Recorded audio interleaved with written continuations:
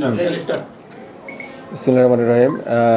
আপনারা সবাই জানেন যে গতকালকে সাভারের হেমায়েতপুর থেকে বিকেল আনুমানিক 4টার সময় আমাদের কাছে একটা গোপন সংবাদ আসে যে একটা কোষ্ঠী পাথরের বিষ্ণু মূর্তি যেটা পাচার হচ্ছে এবং এটা একটা চক্র থেকে বিদেশে পাচারের জন্য এটা এদিক দিয়ে মানে হলো সব পরিস্থিতি সম্পন্ন হয়েছে। তো এই প্রেক্ষিতে সাভার থানার একটা চৌকস দল এবং চামড়া শিল্প ফাঁড়ির একটা টিম তারা দ্রুত ওই দিকে মুভ করার পরে দেখে যে একটা ফ্রিজ যাচ্ছে, ওই ফ্রিজের ভেতরে সার্চ করা হয়। সার্চ করার ফলে তখন দেখা যায় যে 165 কেজি ওজনের একটা কোষ্ঠী পাথরের বিষ্ণু মূর্তি সেটা ওখানে রয়েছে, যার হলো দৈর্ঘ্য 50 ইঞ্চি এবং প্রস্থ 21 ইঞ্চি। তো তারপরে ওই তাৎক্ষণিকভাবে ওই জায়গা থেকে দিলওয়ার হোসেন নামে একজনকে গ্রেপ্তার করা হয়। দিলওয়ার হোসেনের বাড়ি দাউদকান্দি, কুমিল্লা।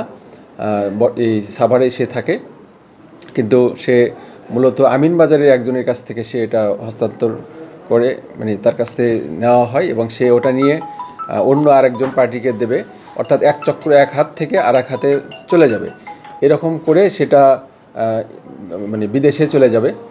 তো এই উদ্দেশ্যেই তো এটার বর্তমানে তার কাছে মূল্য ধরা হয়েছে 1,20,00,000 টাকা এবং সেটা হাত বদল করে করে 10 কোটি পর্যন্ত টাকাও উঠতে পারে তো আমাদের ধারণা। তো আমরা এর পিছনে আর কে রয়েছে সে তাদেরকে গ্রেপ্তার করার চেষ্টা করছি।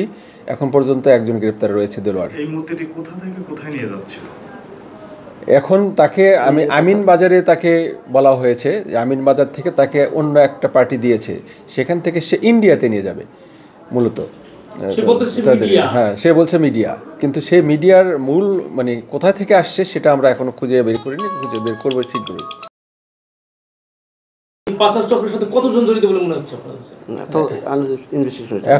এখন পর্যন্ত আমাদের 4-5 জনের নাম আসছে, তো আমরা মানে যেহেতু তদন্তাধীন রয়েছে এটা কনফার্ম কিছু বলা যাচ্ছে না। ধন্যবাদ। এই লোকটি আগেও অ্যারেস্ট ছিল এরকম? না, এরকম আমাদের এরকম তথ্য পাওয়া যায়নি। ওনার বিরুদ্ধে একাধিক মামলা আছে না, এরকম পিসিপি এর না, মূলত মূর্তি রিলেটেড কোনো কিছু না, সে মিডিয়া হিসেবে ওখানে করছিল। ধন্যবাদ।